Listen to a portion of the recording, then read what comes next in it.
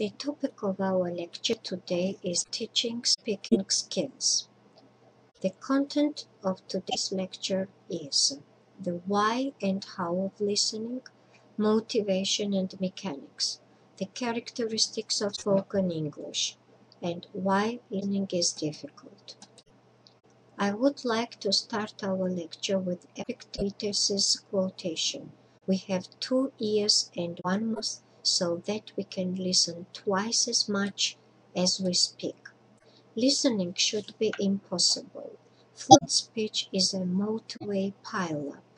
One word crashes into the next, and the individual sounds just like the rear and front ends of cars are concertinaed out of shape. This is why children love saying, "Ice cream for ice cream." And why one learner once misheard the stuff he knows can lead to problems, as the stuff he knows can lead to problems. Indeed, when individual words are extracted digitally from recorded tape, thereby taken out of their context of connected speech, they are mainly unrecognizable, even to native speakers.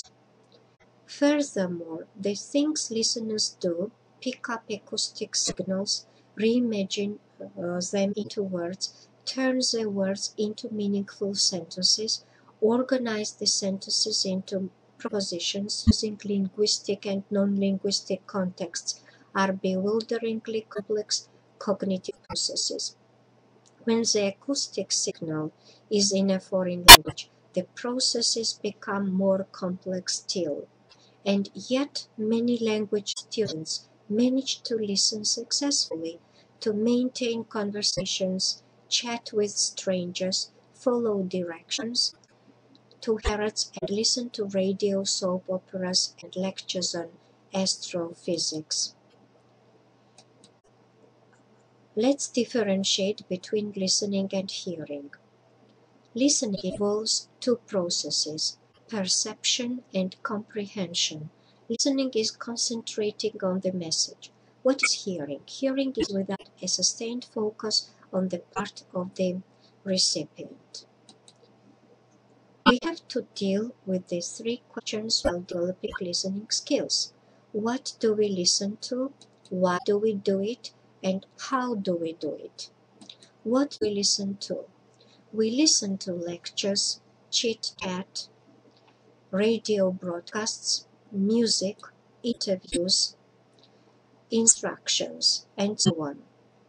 Why do we listen? The primary purposes of human listening, then, are information gathering and pleasure, though there are other reasons such as empathy, assessment, and criticism.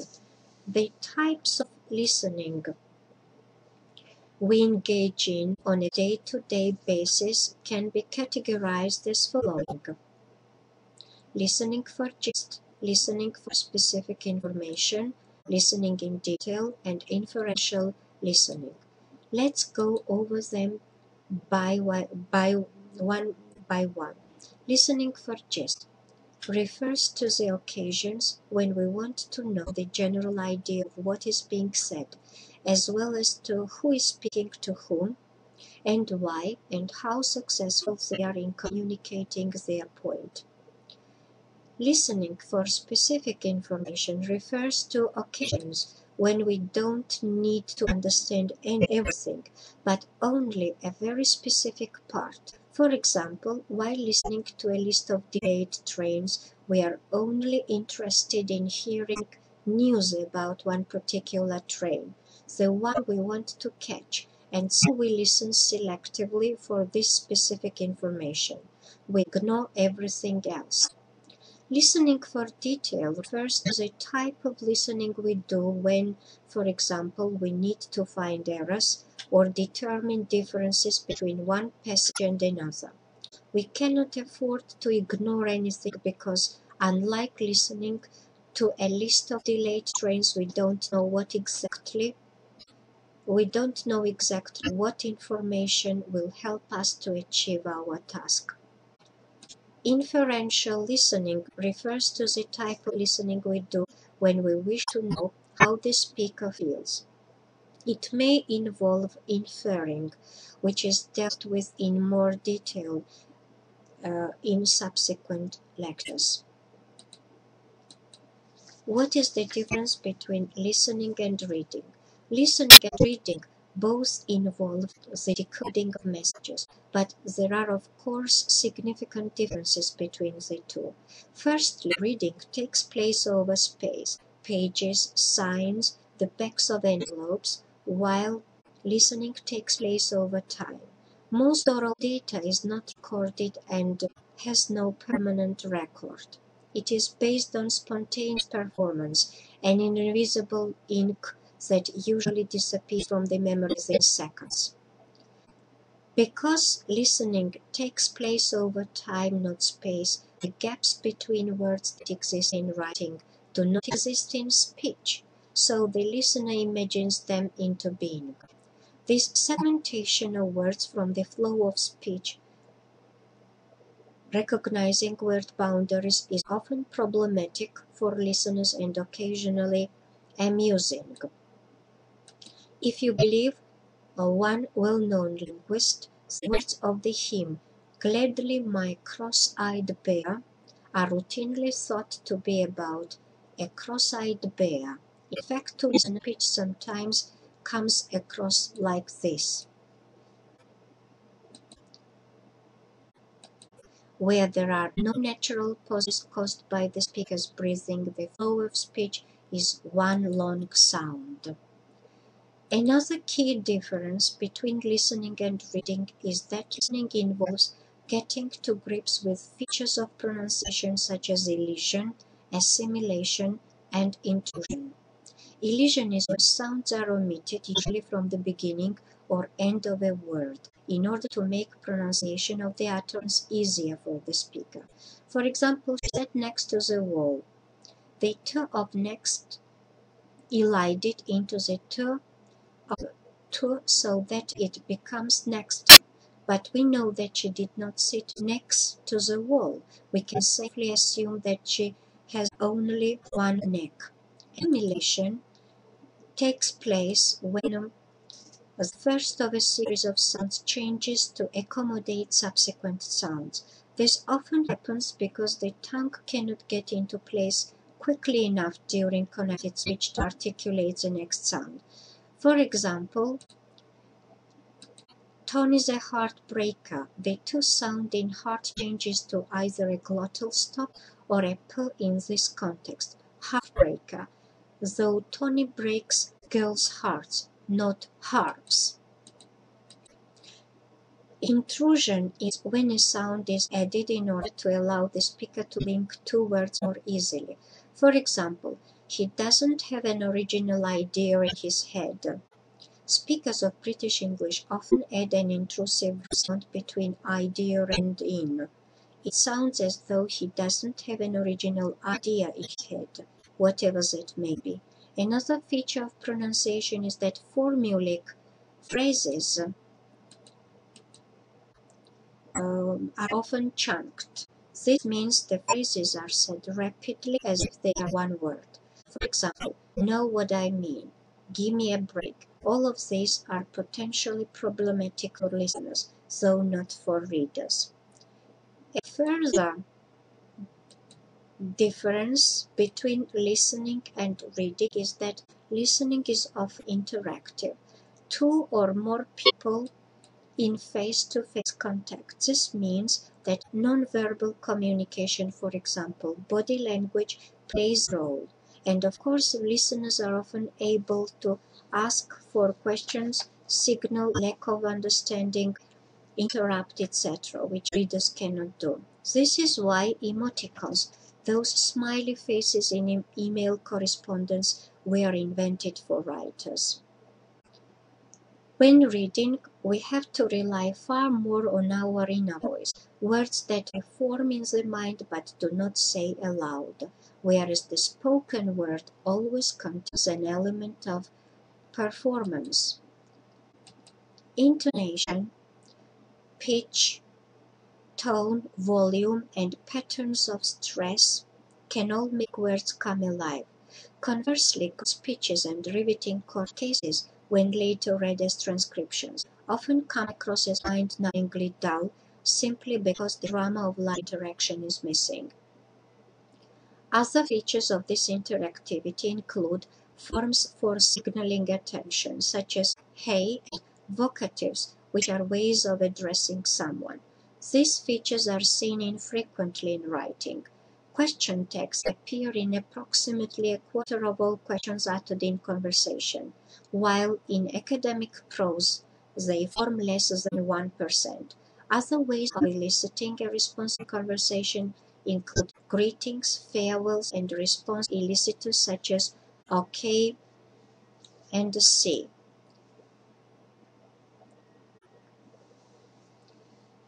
The spontaneity involved in most speech lectures are an exception, and these often contain many of the features of writing, means that false starts, hesitation, redundancy, and ungrammatical sentences are extremely common, whereas writing usually involves well-formed sentences and careful advanced planning.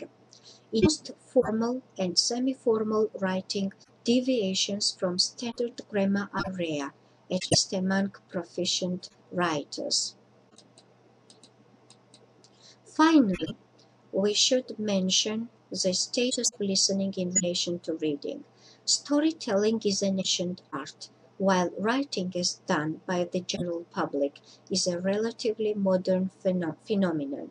In the past, literacy was solely for the ruling classes and the clergy, but written documents have status because they have permanence. They are also associated with vital encoded information such as the law, national constitutions, contracts, etc. Back in 1923, the London Stock Exchange adopted its motto, "My word is my bond," but these days an oral agreement does not count for much in the eyes of the law. As Mark Twain once said, oral contracts, they are not worth the paper they are written on. A boss wanting something guaranteed will say, "Give it to me in writing."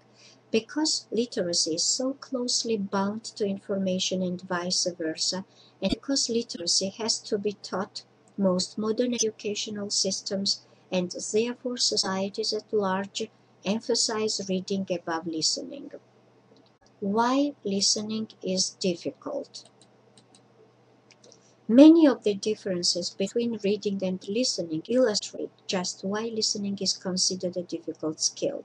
Difficulties can be grouped into 4 general categories: characteristics of the message, characteristics of the delivery, characteristics of the listener, and characteristics of the environment.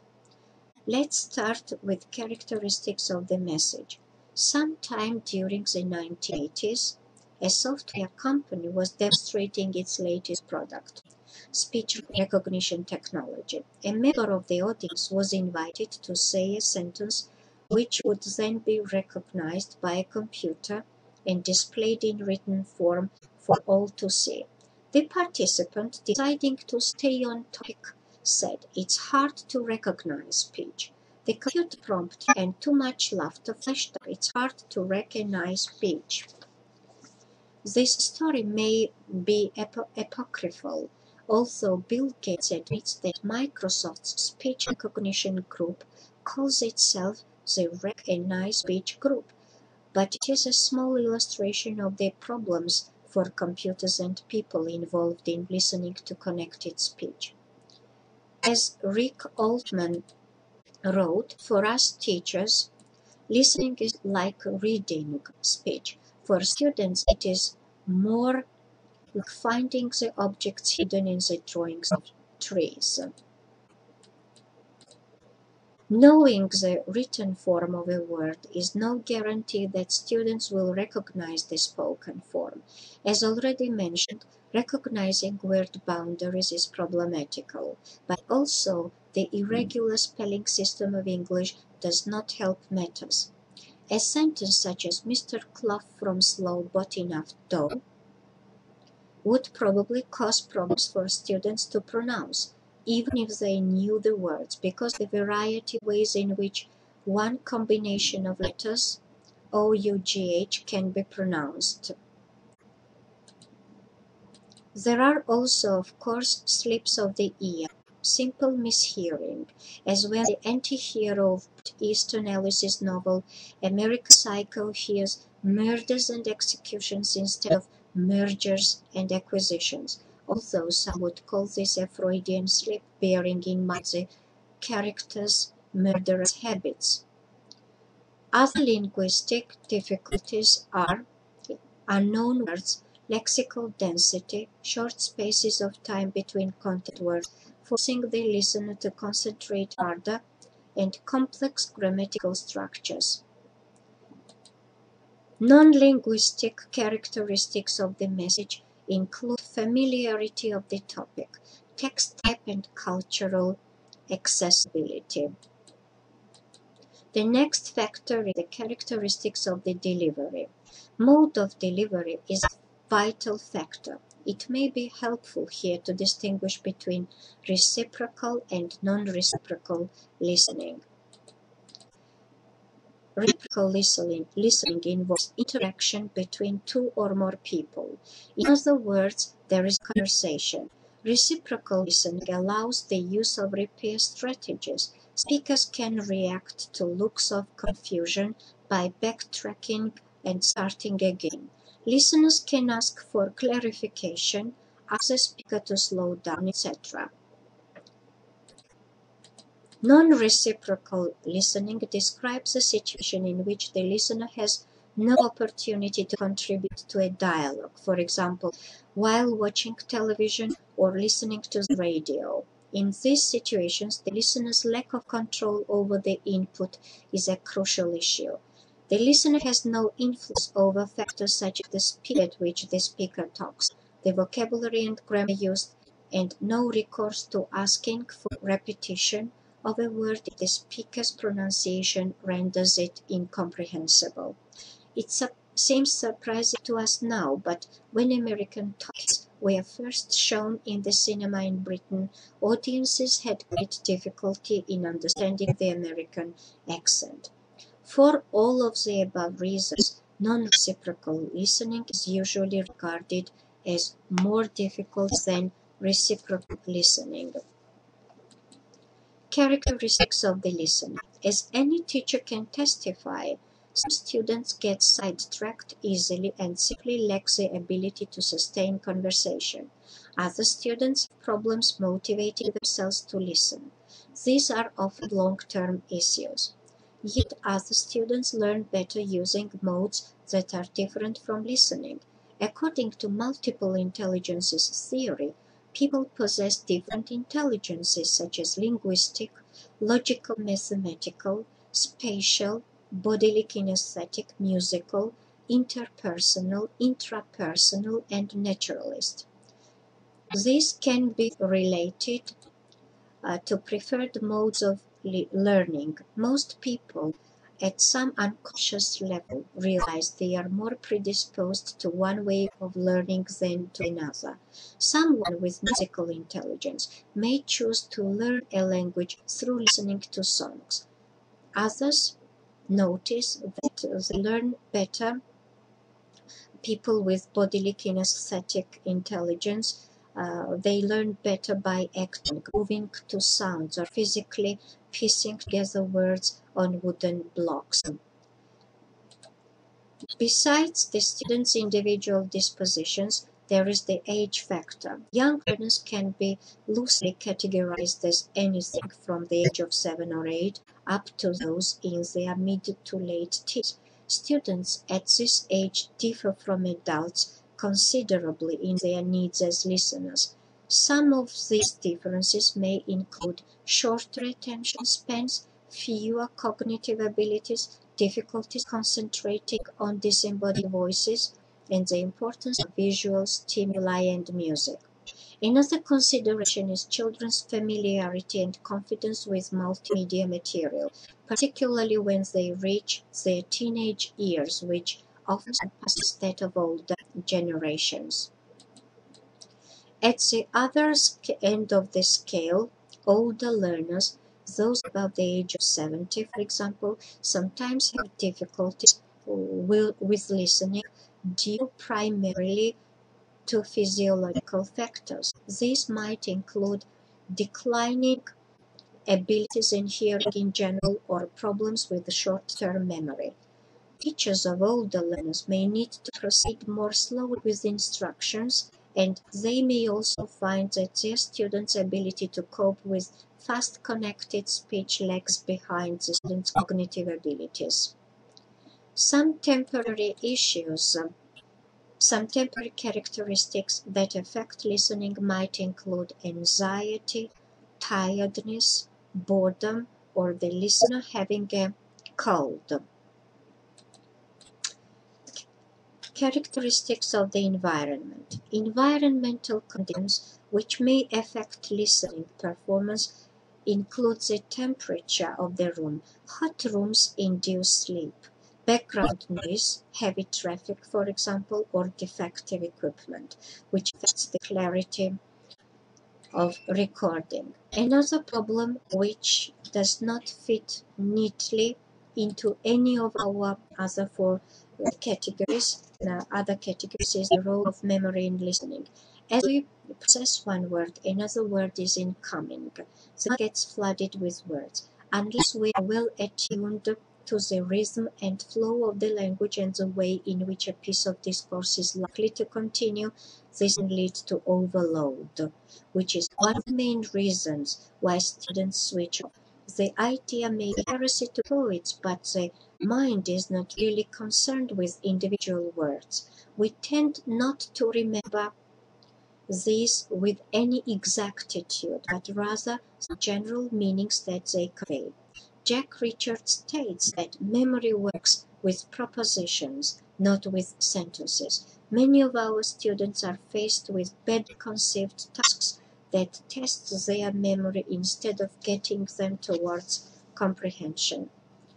Related to memory is the process of activating the listener's prior knowledge, a technique that can help to reduce the memory load. We describe this process as activating schemata. What is a schema? Imagine I say that I'm going to the bank. Your mental model of this activity probably goes something like this. A person walks towards a brick building, pushes open a door made of wood and glass, and stands in a queue for half an hour. This is your schema for going to the bank. Supposing instead I walk up to the bank, put on my ski mask, pull out my shotgun, and shout, "Everybody hits the floor, this is a stick-up." Your schema for going to the bank is temporarily short-circuited. You revert instead to your schema for robbing a bank. You probably imagine that I will now say something like, "Hand over the money to the cashier," as this is a part of the mental model for bank robberies. Then I pause, put my shotgun down, turn to the man in the director's chair and say, "I forgot my lighter, can we do that again?" You need to retune your schema once more in order to understand the situation. A schema, then, is a mental model based on a typical situation. Activating the students' schemata allows them to tune into the topic and helps them to develop their expectations of the input, which is a crucial factor in getting them to predict content. There are many ways of activating students' schemata. For example, showing pictures and asking questions are among the most common.